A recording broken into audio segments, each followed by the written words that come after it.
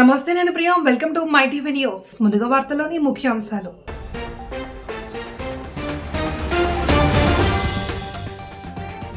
జిల్లా కలెక్టర్తో ఏపీ ప్రభుత్వం కీలక సమావేశం. హాజరైన CM Chandrababu, deputy CM Pawan Kalyan. Hard work కంటే స్మార్ట్ వర్క్ చేయాలన్న ముఖ్యమంత్రి.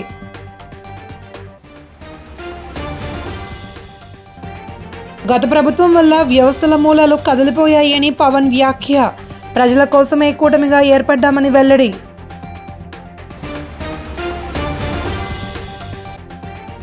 గత ప్రభుత్వం 10 లక్షల కోట్లు అప్పు చేసింది అని మంత్రి పయ్యావుల ఆరోపణ.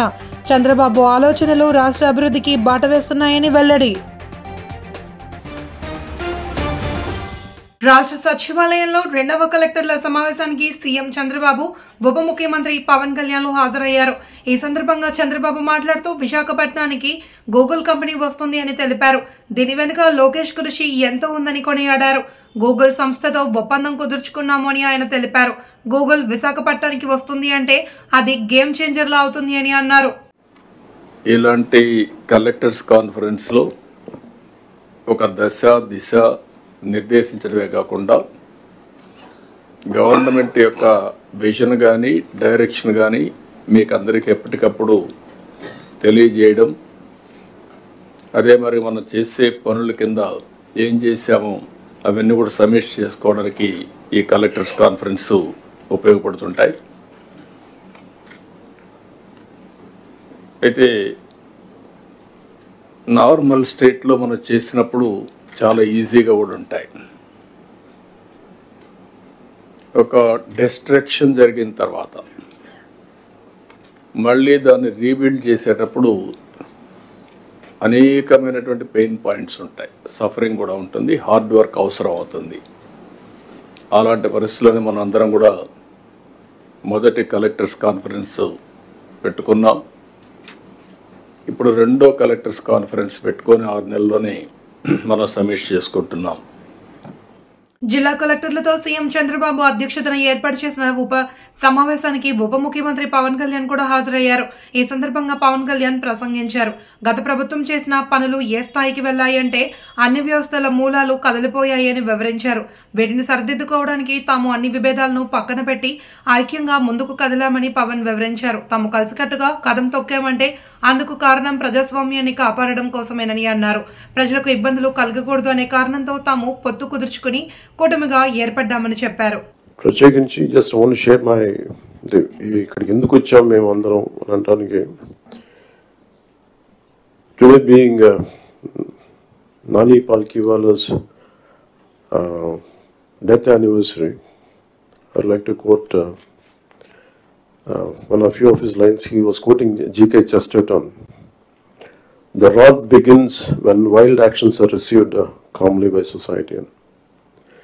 ఇది జీకే చెస్టర్టన్ రాసిన మ్యాడ్ అఫీషియల్ అనే ఎస్సేలో ఆయన కోట్ చేస్తా. ఆ పుస్తకంలో రాసింది ఏంటంటే, గత ప్రభుత్వం చేసిన పనులన్నీ ఏ స్థాయికి వెళ్ళిపోయినాయి అంటే అది మూలాలు కదిలించేసే పనులు అయిపోయినాయి. వీటిని సరిదిద్దుకోవడానికి we kept all our differences aside. దీని వెనక ముఖ్య ఉద్దేశం, we want to safeguard the democracy. ప్రజలకు ఇబ్బంది కలగకూడదు. నేతృత్వం వహించే నాయకులు ఇష్టారాజ్యంగా ప్రవర్తిస్తుంటే ఎలా రావాలని చెప్పి అందరం we set aside our differences. We formed an alliance and people believed in us and they gave a great mandate that we would like to remind that part. AP ప్రభుత్వం జిల్లా కలెక్టర్లతో కీలక సమావేశం ఏర్పాటు చేసింది. ఈ సమావేశంలో ఆర్థిక శాఖ మంత్రి పయ్యావుల కేశవ్ ప్రసంగిస్తూ ప్రజల ఆశలు, ఆకాంక్షలకు అనుగుణంగా పనిచేయడానికి ప్రభుత్వ పాలనను సమీక్ష చేసుకుని సరిదిద్దుకుంటూ ముందుకు పోవడానికి సమావేశం ఉపయోగపడుతుందని భావిస్తున్నామని తెలిపారు.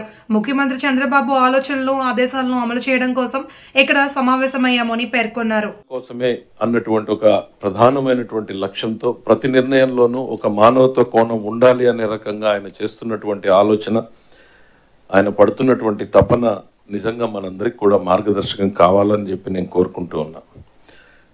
ఇది సుదీర్ఘ ఉపన్యాసానికి టైం కాదు. Briefly, I want to tell what is the state of affairs today. ముఖ్యమంత్రిగా చంద్రబాబు నాయుడు గారు ప్రమాణ స్వీకారం చేసిన రోజున ఆయనకు వారసత్వంగా వచ్చింది ఏంటో మీరు అందరూ కూడా చూశారు. 10 లక్షల కోట్ల రూపాయల అప్పుని తీర్చడానికి అప్పు తేవాల్సినటువంటి పరిస్థితి, అప్పు మీద వడ్డీ చెల్లించడానికి అప్పు చేయాల్సినటువంటి పరిస్థితి.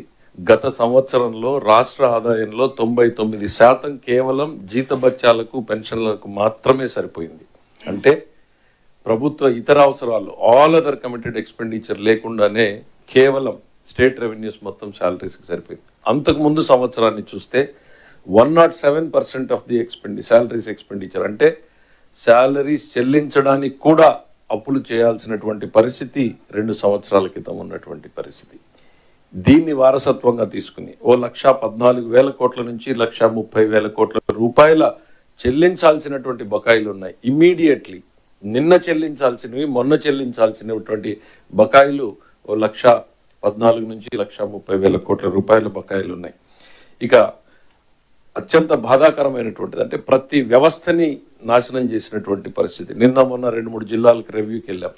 100 సంవత్సరాలుగా క్రితం ఉన్నటువంటి ఓ కేసీ కెనాల్ ఒక 5 సంవత్సరాల పాలనలో ఎట్లా డిస్ట్రాయ్ అయింది, ప్రాజెక్టులు ఎట్లా కొట్టుకుపోయాయి, తెగిపోయినటువంటి అదే కర్నూలుకి వెళ్తే అలగనూరు బ్యాలెన్సింగ్ రిజర్వాయర్ కొట్టుకుపోయింది. 3 కోట్ల రూపాయలు ఖర్చు పెడితే సరిపోయేటువంటిది 3 సంవత్సరాల నిర్లక్ష్యంతో ఇవాళ 42 కోట్ల రూపాయలు ఖర్చు పెట్టాల్సినటువంటి పరిస్థితి. అనకాపల్లిలో కనికా పరమేశ్వరి అమ్మవారి ఆలయం ప్రారంభించి 100 సంవత్సరాలు పూర్తయిన సందర్భంగా 100 కేజీల వెండితో రథాన్ని తయారు చేయించారు. ఈ రథాన్ని మాజీ రాజ్యసభ సభ్యుడు, ప్రముఖ పారిశ్రామికవేత్త టీజీ వెంకటేష్ చేతుల మీదుగా ప్రారంభించారు. కనికా పరమేశ్వరి ఆలయంలో ఏర్పాటు చేసిన గోశాలను ఆయన సందర్శించారు. 100 కేజీల వెండితో తయారు చేసిన ఈ రథానికి ప్రముఖ ఆర్యవైశ్యులు ధన సహాయం చేశారు. ఈ సందర్భంగా టీజీ వెంకటేష్ మాట్లాడుతూ అమ్మవారి వెండి రథం ప్రారంభించే అవకాశం కల్పించినందుకు అనకాపల్లి కమిటీ వారికి ఆయన ధన్యవాదాలు తెలిపారు. వెండి రథం చేయించడం, ఆ వెండి రథాన్ని మాతో ఇనాగ్రేట్ చేయించడం, ఆ కమిటీ వారికి మొట్టమొదటిగా ధన్యవాదాలు ఇస్తున్నాం. ముఖ్యంగా 3 సంవత్సరాలు పండుగ తీసుకుంటాం. ఈ టెంపుల్ కట్టి 3 సంవత్సరాలు. ఎంతో మంది దాతలు, నా పుట్టి పక్క, నా ఎడం పక్క, వీళ్ళంతా దాతలు, వీళ్ళ తాతలు, ముత్తాతల నుంచి ఈ ధర్మాలు చేస్తున్నారు. ఈరోజు ఈ ప్రాపర్టీ 300 కోట్ల రూపాయలు పరిస్థితులు అవుతుంది.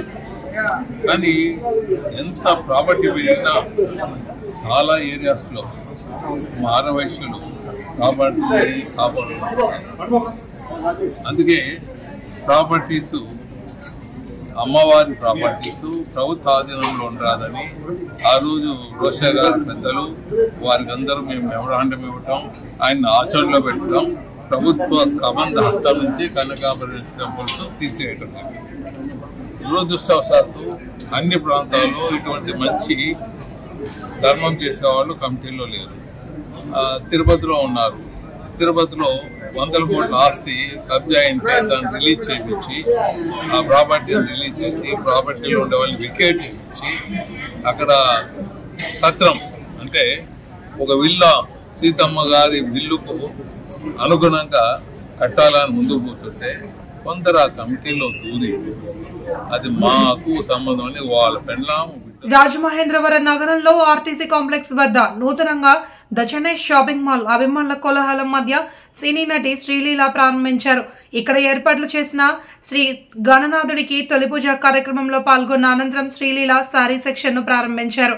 ఈ సందర్భంగా మీడియాతో మాట్లాడుతూ నేటి యువతరం మహిళా లోకం ఆకట్టుకునే ఆధునిక డిజైన్లతో అందుబాటు ధరలో తీసుకువచ్చిన యాజమాన్యాన్ని శ్రీలీల అభినందించారు.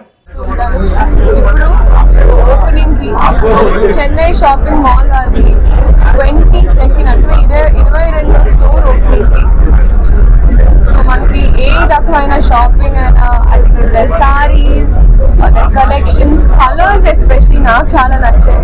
సో ఎక్కడో చెన్నైకి వెళ్ళి షాపింగ్ చేసే వాళ్ళు మీరు అలా మన ఊర్లోనే చెన్నై షాపింగ్ మాల్ పెట్టారు. సో అందరూ వచ్చి వాళ్ళ ఫ్యామిలీస్ తో రావాలని, ఇంకా ఇంకా ఇంకా చాలా స్టోర్స్ ఓపెన్ చేయాలని మనస్ఫూర్తిగా కోరుకుంటూ, అలాగే అన్ని ఫెస్టివల్స్ వస్తున్నాయి, క్రిస్మస్, న్యూ ఇయర్స్, సంక్రాంతి.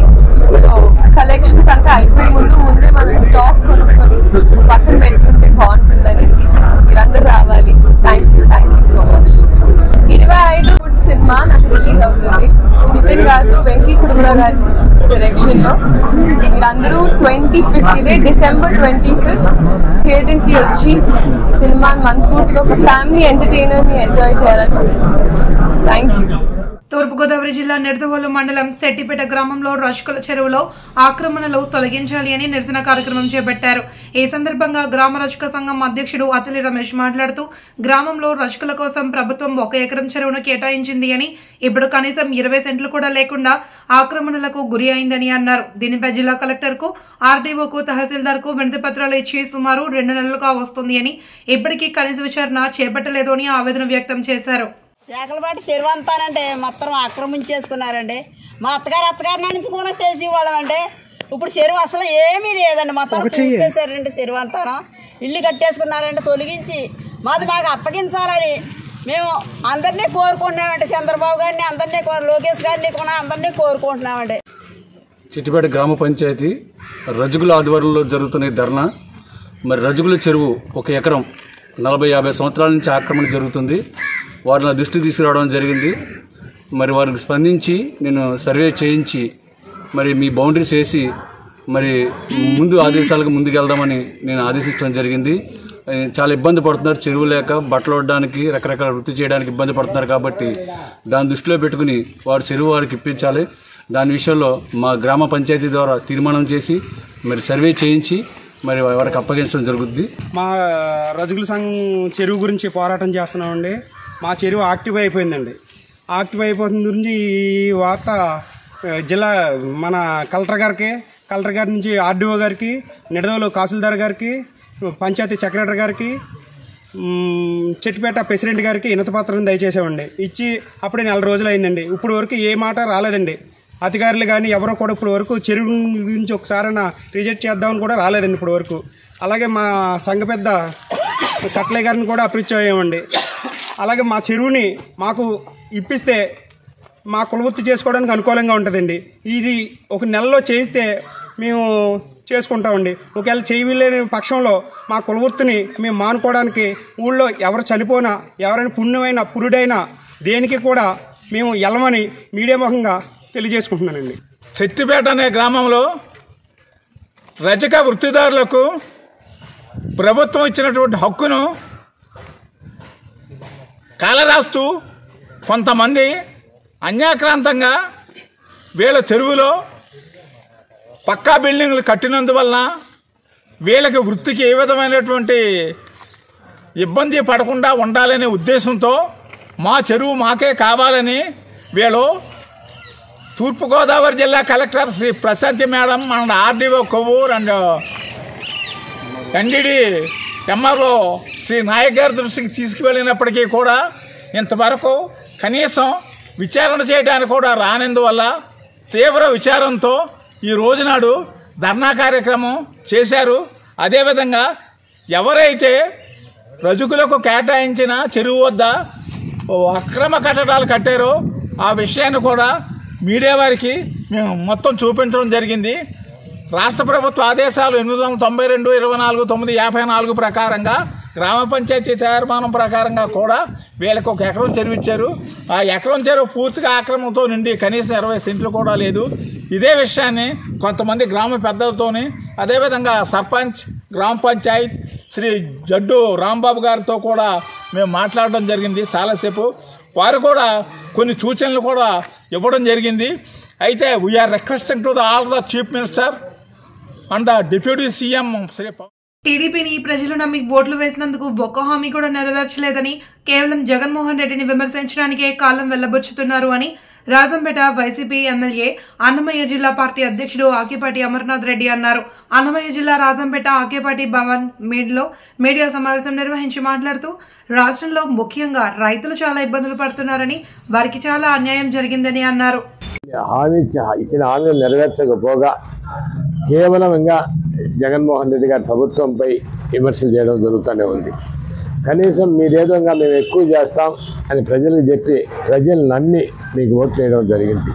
కానీ మీరు సూపర్ 6 అన్నారు. ఎలాంటి హామీలు ఏం కూడా నెరవేర్చకుండా ఇంకా ప్రతిదీ కూడా జగన్మోహన్ రెడ్డి గారి ప్రభుత్వం పైనే వాళ్ళు నిందలు వేస్తూ మీరు కాలం గడుపుతున్నారు. ముఖ్యంగా రైతులకు చాలా అన్యాయం జరిగింది. ఒక రైతు భరోసా లేదు, రైతు బీమా లేదు, బడ్జెట్లో రైతు. వార్తలోని ముఖ్యాంశాలు.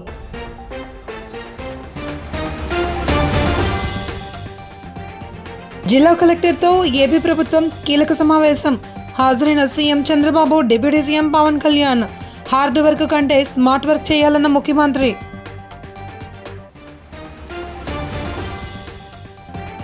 గత ప్రభుత్వం వల్ల వ్యవస్థల మూలాలు కదిలిపోయాయని పవన్ వ్యాఖ్య. ప్రజల కోసమే కూటమిగా ఏర్పడ్డామని వెల్లడి.